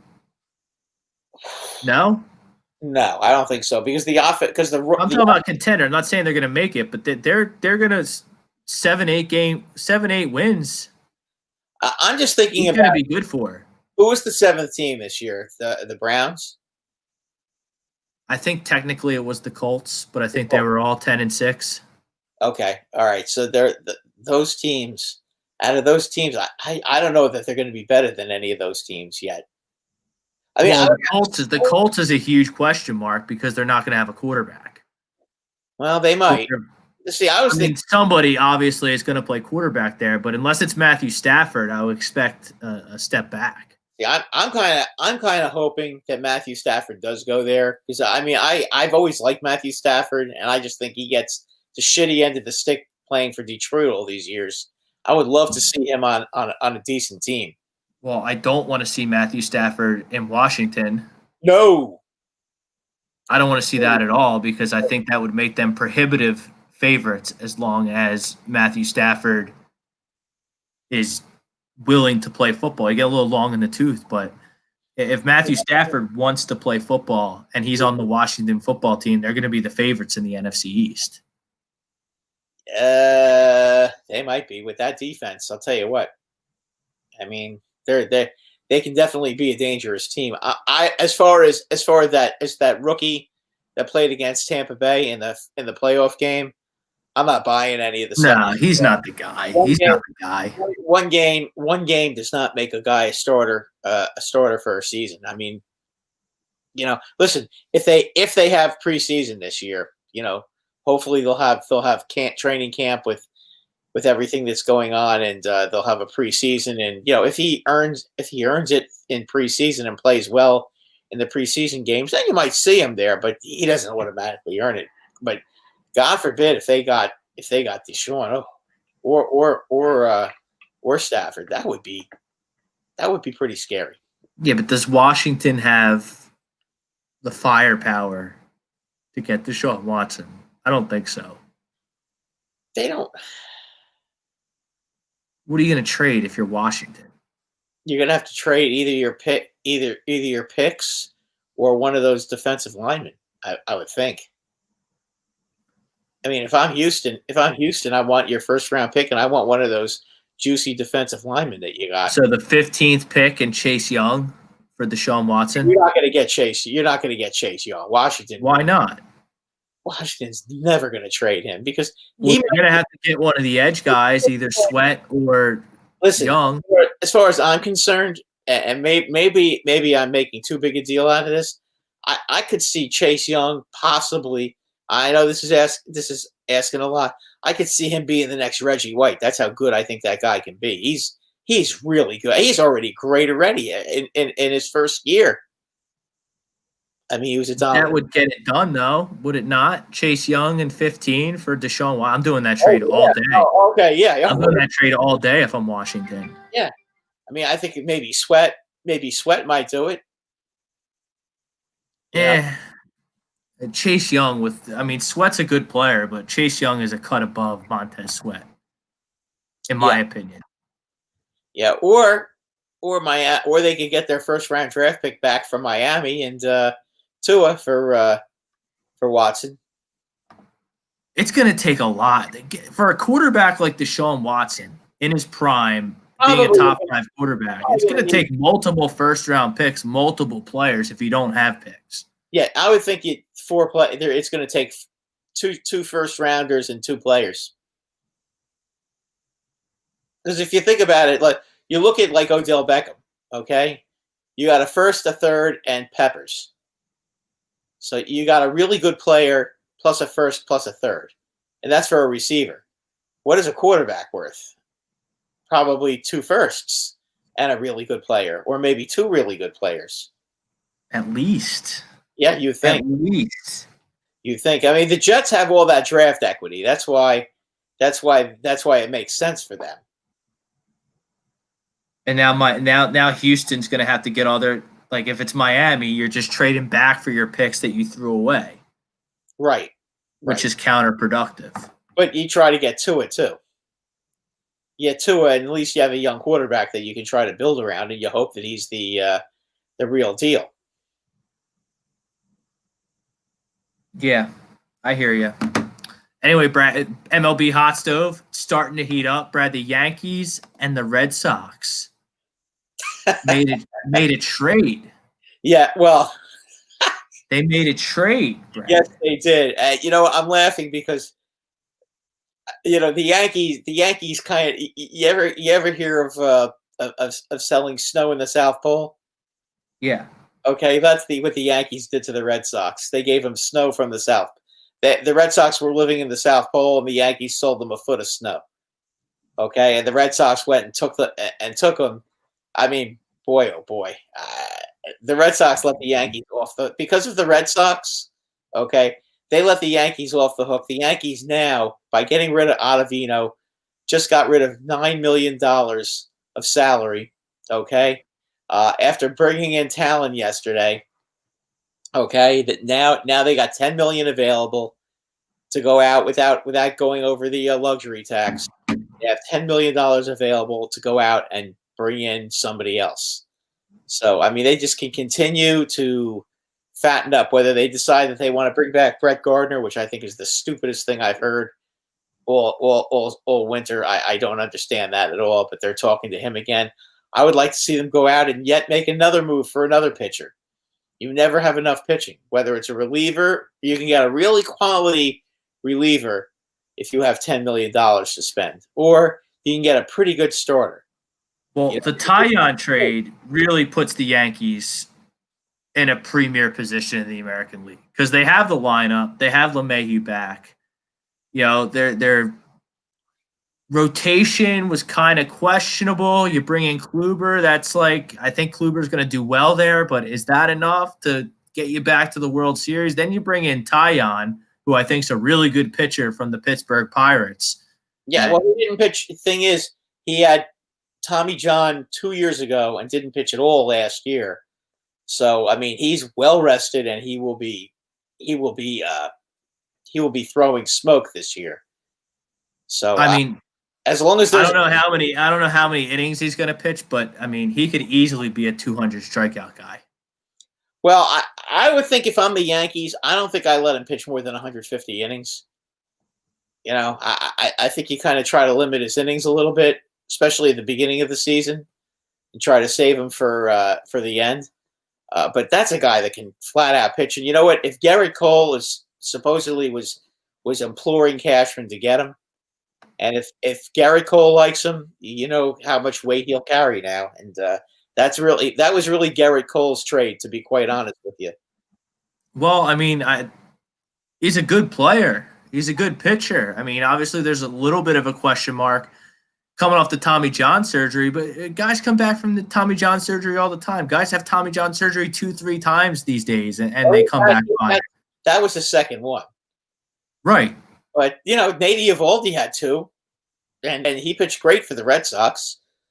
So, I mean, listen, as far as he's concerned, You got him for 2 years before he becomes a free agent, so you don't have to pay him the big bucks. And really they gave up very little. I mean, the highest ranked prospect that they gave up was their 19th prospect. The rest of them were all in the 20s. So I mean, it's not like they gave up anything major, to get him. So you have him, you have Kluber, and you have Cole, and then Severino comes back in July, and then you have your choice of whoever pitches better between Montgomery, Davy Garcia, and Schmidt. And I think I think the Yankees are going to be a pretty difficult team to beat in the American League. Houston is down. I think the team that's going to give them the biggest problem. Well, actually, I have two teams that are going to give them a big problem. The Chicago White Sox. I love the White Sox. Who make me extremely nervous. And the Toronto Blue Jays, who make me nervous. But the Blue Jays they're not there yet. They're not there yet. The White Sox, they have the young kids in the lineup who are going to hit a lot of home runs. But they trade for Lance Lynn, or they acquire Lance Lynn. They have Giolito, and they have Dallas Keuchel. So that's three. Keuchel ended up going to the Braves. Am I wrong? He's on the White Sox. He's on the okay. Who did the Braves get then? Well, the Braves better not get JT Realmuto because that would. Oh, you know what? Listen, I think as far as JT's goes, I think he is the DJ LeMahieu of Philadelphia. I think that at some point he's going to end up signing with Philadelphia. I think he's just looking to see what's out there. I do think when push comes to shove, I don't necessarily think he's going to take the most money. He's going to play where he really wants to play because he's going to be making a ton of money anyway. Anywhere he goes, he's going to make a lot of money. I mean, the Phillies offered him, $20 million a year? Yeah, but I'm starting to think that that's not true because if they did offer him $20 million a year, why isn't it done? Yeah, I mean, if he wants to be here, and that's what he wants per year. He wants He wants an AAV of $20 million, and he wants to be here to play with his buddy Bryce Harper, and he got offered that. Then what's the problem? Why are you not signed? He wants to be the highest paid catcher of all time. He wants a Molina contract. Oh, I mean, he's not Molina. No, I know that. But he's pretty darn good, though. He is. But you know what I mean? Keuchel, as a catcher, he's a real good hitter as a catcher. But let's be honest, as just a hitter in general, like if he was a first baseman or an outfielder, he'd be okay. He'd be okay, but he's not like a 3-2. Like he's not like the guy that used to play in Minnesota, the catcher. What was his name? Joe Mauer. Joe Mauer. Yeah, thank you. Yeah, Joe Mauer. He's not Joe Mauer. I mean, he doesn't hit like that. So, I mean, he's pretty good behind the plate too. He's the best all-around catcher in the league. But I mean, Yadier Molina is a Hall of Famer. I don't know if JT Realmuto is a Hall of Famer. Not yet. He's got a ways to go to do that. Yes, the Chicago White Sox, who I love in the American League, the Yankees are the favorites with the Tyon trade. White Sox are going to be dangerous, though. They're going to hit a lot of home runs. I mean, there's going to be, seven of. They're going to win that division. I can tell you that, hands down. They're 7 of their 9 guys in their everyday lineup are probably going to hit 20 home runs. I would agree with that. And then you have Lance Lynn. Lance Lynn comes over from Texas. Lucas Giolito, who's really good, and Dallas Keuchel, rounded out by Dylan Cease and Michael Kopech, who are decent enough prospects. They're going to be a real problem. But you look at the Yankees. Boy, it's going to be. It's going to be extremely tough to beat. I mean, DJ LeMahieu coming back is. It's huge. He's the best hitter in baseball right now, as far as average. As far as average goes, he's the best hitter in baseball. So I mean, you get a guy who's going to get hits every day. He's perfect for Yankee Stadium because he uses that right field fence. If you're going to have a guy that hits between 340 and 360, and also gives you 25 home runs from the lead, from second base, no less. I mean, how can you go wrong? And then you have Herman coming back too off suspension. I forgot about him. Yeah, he wasn't injured; he was suspended. But right. Yeah, the only thing I worry about with him was he had a brutal fall. He got his brains beat in the he played in the DR this offseason in the fall league in the DR. Got his brains beat in, so I kind of got to be a little nervous about that. But I like Garcia. I thought he was pretty good last year when he came up and pitched. And he got that experience last year. I think he can definitely be a starting pitcher he is definitely a starting major league pitcher. My only problem with him is that he's so small. I just don't know how long he's going to last. Yeah, maybe you move into the bullpen. He can play the Ottavino role. I mean, it's just a guy to have. They just have so many horses there. Yeah, Isaac is not bad either. I mean, you can have him in the pen too. I mean, they've got a real good deep team. As long as they stay healthy, I think that they're going to be, without a question, they're going to be a 100-win team, and they're going to be the team to beat in the American League. And I just talked about the White Sox having Thunder in their lineup. I mean, you got the Yankees: LeMahieu, Judge, Voit, Stanton, Torres, Frazier, Hicks, Urshela, Sanchez is the projected lineup according to RotoChamp. I mean, you have Gary Sanchez in his 20 home runs hitting ninth. Gio Urshela, every one that I just named could hit 20 home runs. It's crazy. Every one of them has hit 20 home runs. So, I mean, I think if they don't do it this year, then well, I don't know. Yeah, I mean, we'll see. I mean, again, and they have a loaded farm system, so they can also have the ability to make trades. If they don't use that $10 million during now, they can always make a trade during the season and bring in somebody with some money. So I mean, there's always a chance that they could do that. We obviously don't know right now who's going to be available and who's not going to be available as the season starts. Nobody's really talked about that. So, and it doesn't sound like there's anybody that's going to be absolutely on the blocks during the season as far as pitching goes. So we'll see. And Ted Jacks, Beach, Florida. He likes the Yankees. He doesn't know much about baseball. Love the game. I'm college football, NFL, my passions. If Urban Meyer gets his together with coaching, Jags will make the AFC championship or better next season. I don't know about that, but I think not next season. Give him 3 years. He's going to get Lawrence unless he's just a complete Stunad and takes. No, he's going to get Zach Wilson or. That's why. Why do you think he took the job? Because he can get his quarterback with the first round pick, and Jacksonville does have a lot of picks still. So I mean that they do have. So he kind of. I don't think they're that. Look, their quarterback situation was dreadful. Dreadful last season, and it has been for a while. But I mean, Gardner Minshew. I mean, he's not any good. Jake Luton, he's not any good. Mike Glennon, he's not any good. Those are the three guys they trotted out there this year. Minshew is more of a backup.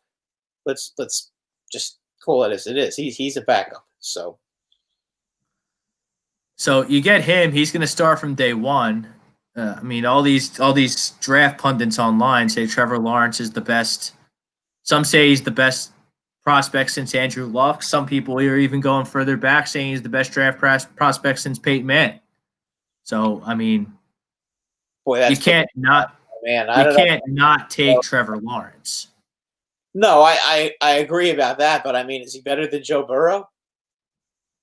Joe Burrow. I think so. Joe Burrow was pretty damn good in his last year with LSU. I mean, he was unbelievable that year. He was. No doubt about it. He was pretty darn good in Cincinnati. Look, when we talk about the prospects, I mean, that doesn't mean that it's going to translate into NFL success. We've seen plenty of guys be touted as the next big thing, the best prospect ever, that have just totally flopped for whatever reason. They can't handle being professionals. They blow all their money. They want to just They want party and be irresponsible. Right. Like, yeah, there's a million reasons why draft prospects fail. Right. I'm still saying to you, Rob, watch Andrew Luck this year.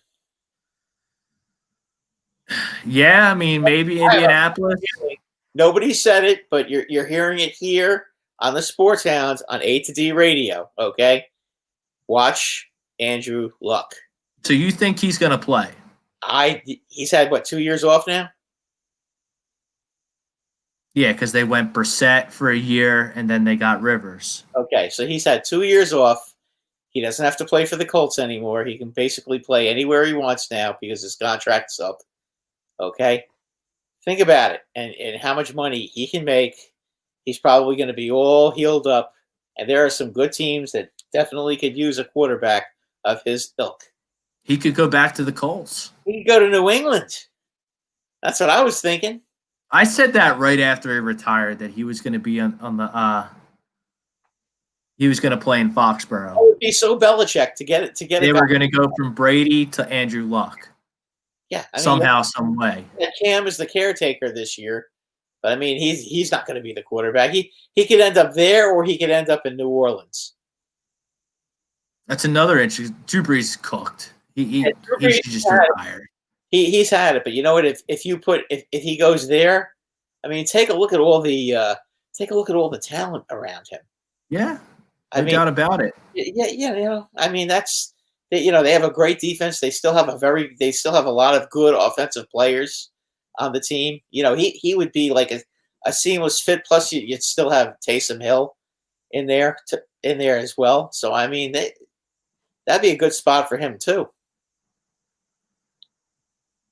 And then we got the NBA. I wanted to round things out tonight with the NBA. Sixers, they're in Detroit tonight. They've actually made a little bit of a game of it. They've actually cut it to, they have. No, they're down 11. I'm sorry. It's not single digits anymore. But, I mean, they're fighting a good fight. But what quarter? It's the fourth quarter. There's 9 minutes to go. Oh, this Brett, how good, you're an outside observer. You're a Knicks fan. How good is this Sixers team? Which, by the way, the Knicks are not too shabby this year, too. They might make the playoffs. They got screwed last night, though. What happened to them? Well, no, it's not they weren't screwed by the officials and they weren't screwed by the Trailblazers. So they got screwed by the situation. Portland's had a week off, okay? Right. And the Knicks have played. That was their third road game in 4 nights. And, of course, they end up being down 25 points in the second quarter because they're exhausted.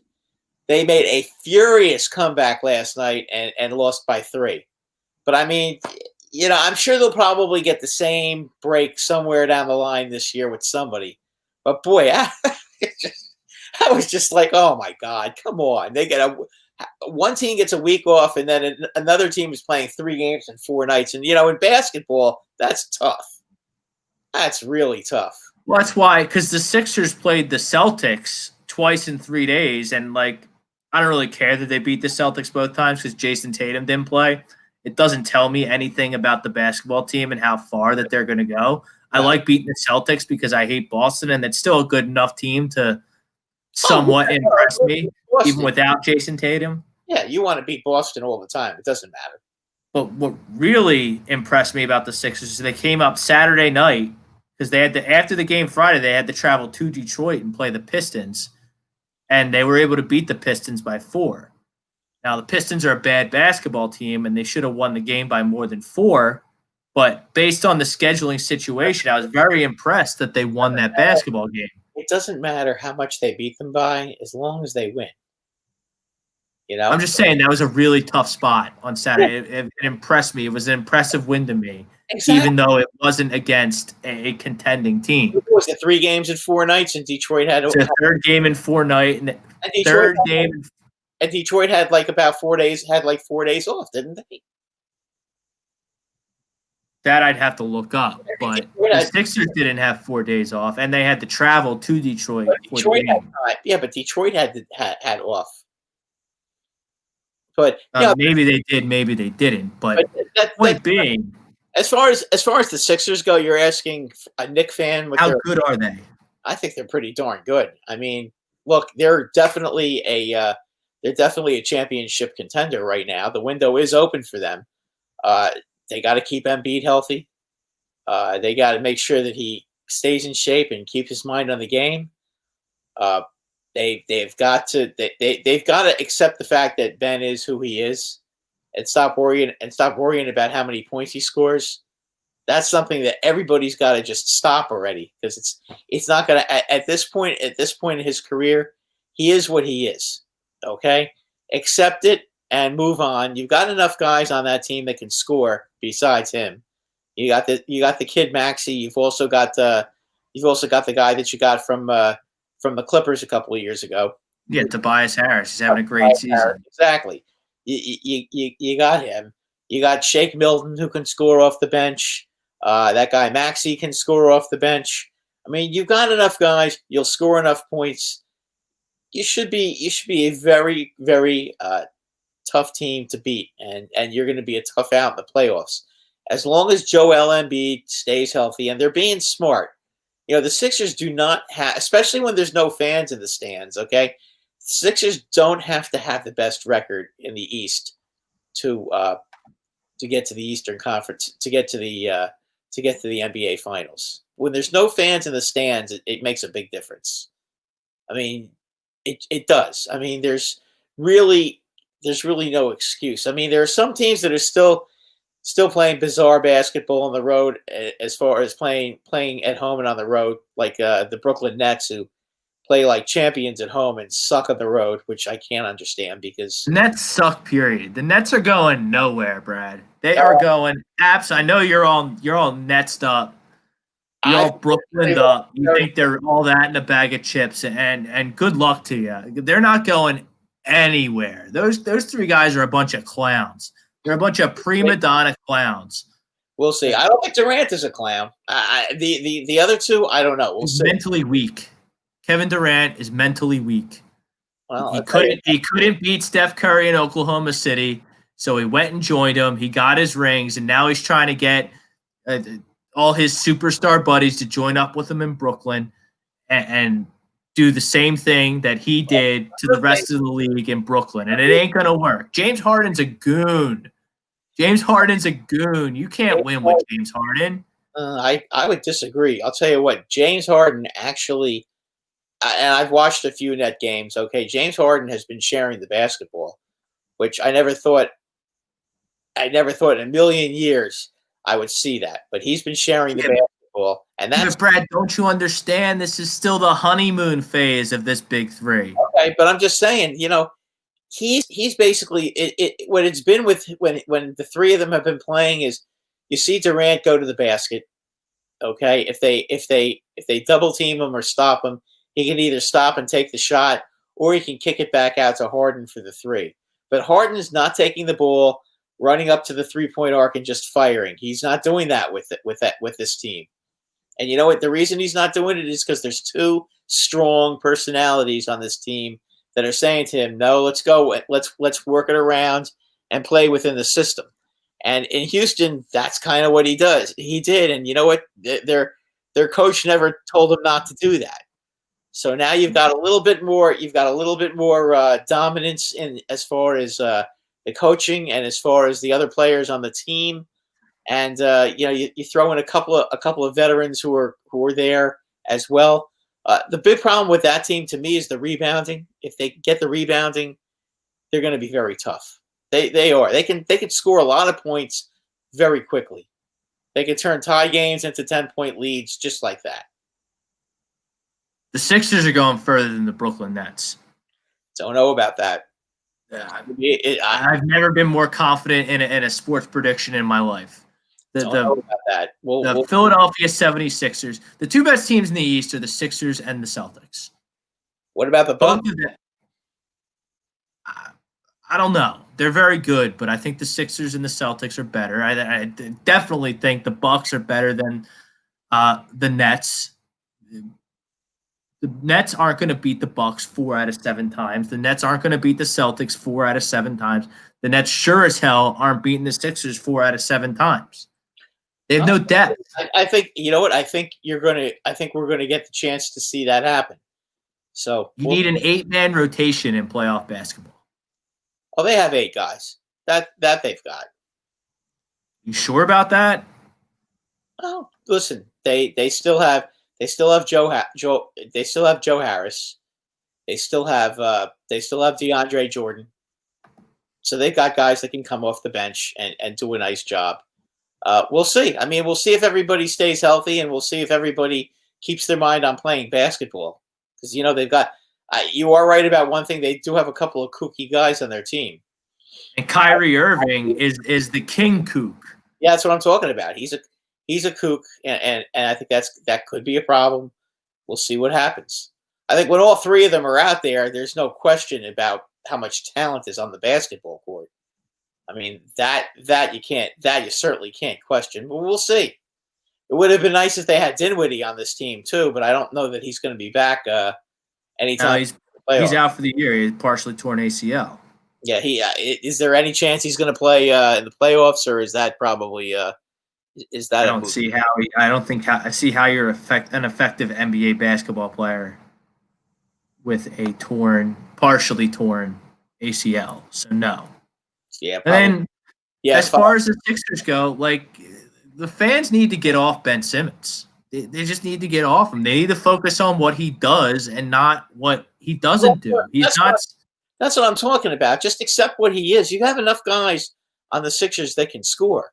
Okay, so if he's gonna get the ball and he's gonna pass the ball to these guys in the right spot so they can make shots, what's the big deal? He's quick enough that he can get to the rim and dunk.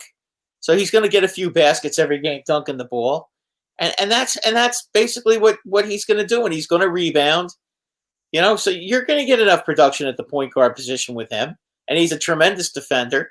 So get off of it already. He's not going to be the best player in the NBA, okay? Get over it, and the sooner you get over it, the happier you're going to be, because he's still better than probably 90% of the point guards in this league. It's just baffling how nobody recognizes what he can't. They just focus on what he does so much to help you win. He does so much to help you win. What are your names, by the way, so I can stop all you Eagles fans? Giants. I'm Rob Brinkman. He's Brett Ryer. Thanks for checking in, Ted P. I'm a Giant fan, and he's the Eagle fan. I'm the New York sports guy. He's the Ted B. I would take KD in a New York second. Next, losing in the first down would be a shocker. Besides Kyrie, Kyrie's kind of a weirdo. Sixers have Defensive Player of the Year and the NBA. Sixers are better than the Nets. Yeah, I totally agree. Because Joel Embiid is the MVP of the league right now. Ben Simmons is the Defensive Player of the Year right now. The way he just locks up some of these forwards in the league as a point guard just gives you so much lineup flexibility that people are just so ignorant to the game of basketball to just criticize him. I get it. You want him to score 35 points a game. He's never going to score 35 points a game. There he is posting up a guard. He'll score. I mean, I'd like to see him finish there. There he is getting an offensive rebound, getting the ball into the hands of Tobias Harris, right where Tobias Harris needs the ball in his hands, and Tobias Harris buries a 3. Unfortunately, they just don't have enough horses to beat anyone without Joel Embiid. Well, I mean, as you just said, one of the best players in the game. I mean, of course, if he's not playing, it's going to be tough. I mean, what do you expect? I mean, if the Lakers don't have LeBron, are they going to be beating everybody? No. Well, that brings us to Wednesday night, Brad, because it's 7:30. I think it's 7:30. ESPN primetime game Wednesday night.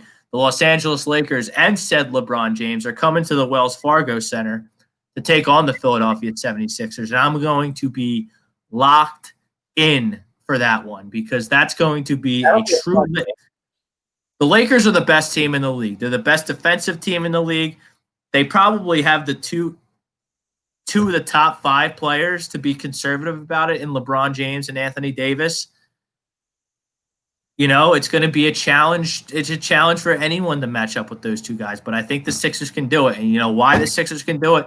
Because they have Ben Simmons. Ben Simmons can cover LeBron or Anthony Davis. And then you can have Joe cover Anthony Davis, or you can have Joe kind of lay back and and protect the rim, and maybe give Tobias a chance on Anthony Davis. I don't know, but the Wednesday night is a big time test for the Philadelphia 76ers. Yeah, it's what it's going to be. You get to look and see how they match up, and I think at that point that's kind of one of those things where it's a test for them. They can see just how good they are and what their deficiencies are and what their strengths are and how they match up against a team like the Lakers. I mean, deficiencies. I think they need another big guy.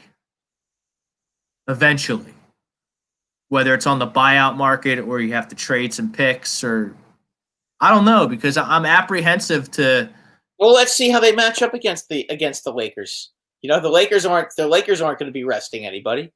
I'm apprehensive to make trades with this team that give up Matisse Thybulles and Tyrese Maxey's, or God forbid a Ben Simmons, which I'm totally against. They're not going to trade Ben Simmons. But look, you got to just see who's going to be available before you make before you pass judgment on who they're going to trade. I mean, it really all depends on that. I like the team. My point is, I'm very happy with how the team's constructed. They're constructed the right way. They're solid at point guard and they're solid at center. Those they are can shoot. They have shooters around Joe and Ben, and they have a coach that's going to actually knows the game of basketball, number one, because Brett Brown didn't have a clue. I said it for 5 years before he got fired. Everyone said I was crazy until the very, very end when everyone finally opened their eyes and realized that the guy was a buffoon. And, Doc Rivers is a great coach, and he holds the guys accountable. It seems like they also like him too, genuinely. They want to play for him. So that's Ted P. JoJo has AD's number. I think we're going to get a huge game out of Joe and the whole team, even more than a two-man team. Yeah, I mean, would you trade Max, Thibault, and picks for Beal? Yeah, but that's never going to get you Bradley Beal. You're going to have to give up Ben Simmons to get Bradley Beal, and I don't want to do that. As good as Bradley Beal is, I think Bradley Beal is going to end up on the Denver Nuggets. I think the Denver Nuggets at some point are going to. The one guy who I would trade Simmons for is maybe Damian Lillard. If you're talking about him, maybe. He's very good, and I don't disagree with that. He's probably one of a few that I would be willing to package up, but Ben's not enough to get Dame Lillard. Maybe he is. If you get the Portland Trailblazers general manager a few shots of bourbon first, you can convince him. But Ben Simmons is not enough to get Damian Lillard. Come on, Brad. Well, you just watched him the other night. He might be.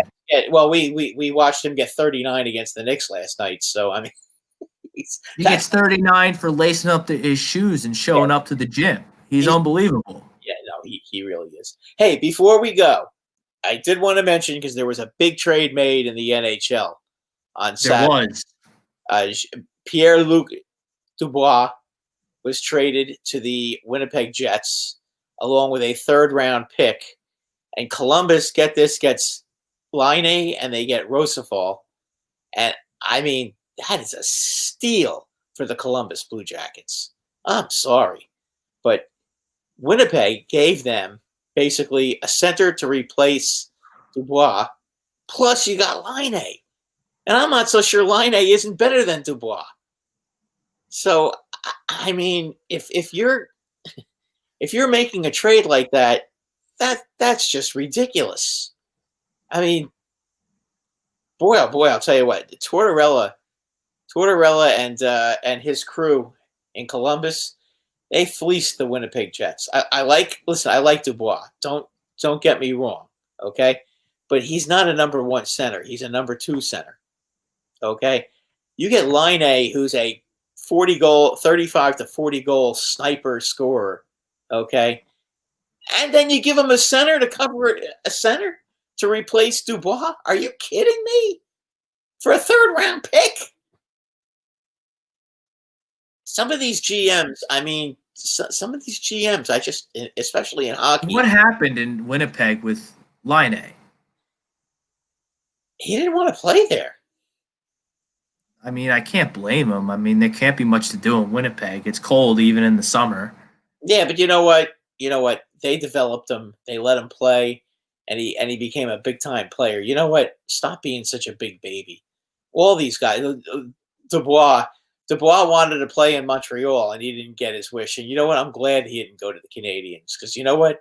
You can't have guys that are 21, 22 years old trying to hold trying to hold general managers hostage. That's ridiculous. Well, I would have liked the Flyers to have gotten in the mix on line A. Well, now you know. Well, now you know why. Now you know why they now you know why they didn't get Line A, because if the asking price for Line A was Dubois, then you know that kind of tells you all you need to know.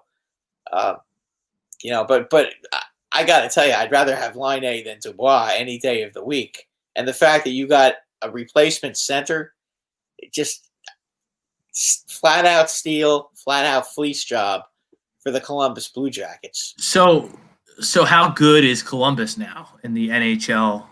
Like, are they going to make the playoffs there in that whatever Metro, whatever they call that division? That division, yeah, I think that would put them in Central. I think it's called. Yeah, I think that would put them in the playoffs now. There's one thing Columbus has had problems doing is scoring, and you know Dubois has really been an asshole this year, the way he's been playing, and I really got to wonder about him as far as you know what's going on. Line A may be a rental, but I'll tell you what, I think he's going to stay in Columbus. If you're asking me, Dubois only has a 2-year lead. I saw your comment, Ted. Dubois only has a 2-year contract. So and Line A has a 1-year contract. But you know what? I think there's a better chance that Line A stays in Columbus than Dubois does staying in Winnipeg. Even though his dad is the coach of the Moose, I don't think he's going to stay in Winnipeg. And for those of you who don't know, the Moose are their minor league affiliate. Good stuff. So big trade in the NHL. Yeah, just wanted to get that in before we sign off, because now, do you anticipate any other big names getting dealt during the season here? Not this early in the year. I mean, you really have to wait and see who gets injured and who's gonna need what before you can start really doing that. But it's amazing because all three of the guys that were traded in this trade, Rosefall, Line A, and Dubois, were all prima donnas who were crying that they wanted to get traded, and then they all get traded for each other. So all the pains in the asses that were on the trading block got traded together. So that kind of takes. That's kind of what you have to do. You either got to match the money up or trade trash for trash. Yeah, well, basically the three big pains in the asses in the NHL right now are all settled now for now. Which were Dubois, Line A, and First of all, all traded in one deal. In one deal, yeah. Just think of it this way, okay? Think of the biggest pain, the two biggest pains the three biggest pains in the ass in the NBA, whoever they are, okay? The three biggest pains in the asses all getting dealt in the same trade. And that's kind of what happened here, you know? It is what it is. Pete Evans checking in late. Yo fam, he disagrees with the poll, so he's on Tampa too. A lot of people are on Tampa. Hard to people are on. Hard to. Don. It's not that good of a win. I mean, Joe didn't play. Joe didn't play. Don 19, good. Don 19, good dub for my Pistons. Like, you don't get that many of them, so I don't want to rain on his parade too much because they just suck. Maybe they can get something going once they get Blake Griffin off the books. For them, getting a win is you know, it's kind of like I get what he's saying, because as a Knicks fan, it's been like that for a long time. But I think the Knicks are going to be pretty good this year. I won money. I won money on this game.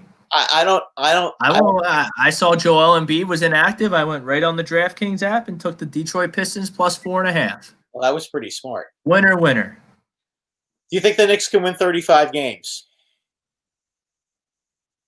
How many are they even playing? What are they playing? 72? Oh, they're playing 72 instead of 82?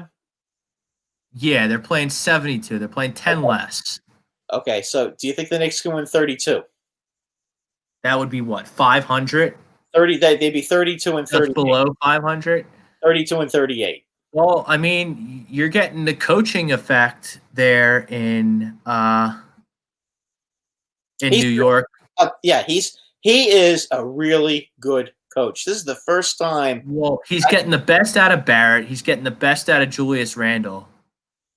Nerlens Noel. I watched their game on Martin Luther King Day. It started at noon against the Magic, and they beat the Magic pretty handedly, and the Magic have some talent there. But Barrett is very good, developing nicely. Nerlens Noel is a nice piece. He comes off the bench. Comes off the bench. So but that's a Tibbs guy, a long, athletic, defense first, big guy. But they're one of the top defensive teams in the NBA this year, and that's all Tibbs. Yeah, and that just goes to prove a point about the coaching. This is why the Sixers are so dangerous, because they were pretty good as it was with a lousy coach. Now you've got an established, solid NBA coach. A championship coach. That's the whole point. So you have to, and that counts a lot. Coaching matters a lot in the NBA. It really, really, really matters. I don't know. It's not even X and O stuff. It's getting the guys to buy in and play as a team. Right. That's hard to do, because everybody. I can't even imagine what the egos in basketball are like. Oh, I mean, every one of these guys, probably the worst of all the four major sports. Yeah, well, because the smallest roster. What are the rosters? 15 players now? Yeah, 15, 12 guys maybe. Yeah, I mean, that's the smallest roster in sports. Yeah. I mean, baseball is 26 now. Football is 53, and hockey, I think, is 20.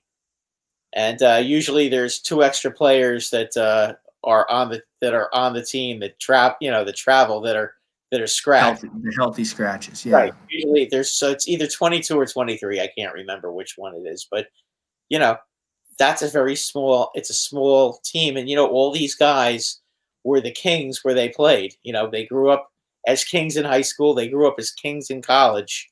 Okay, and now you go and now they're in the NBA.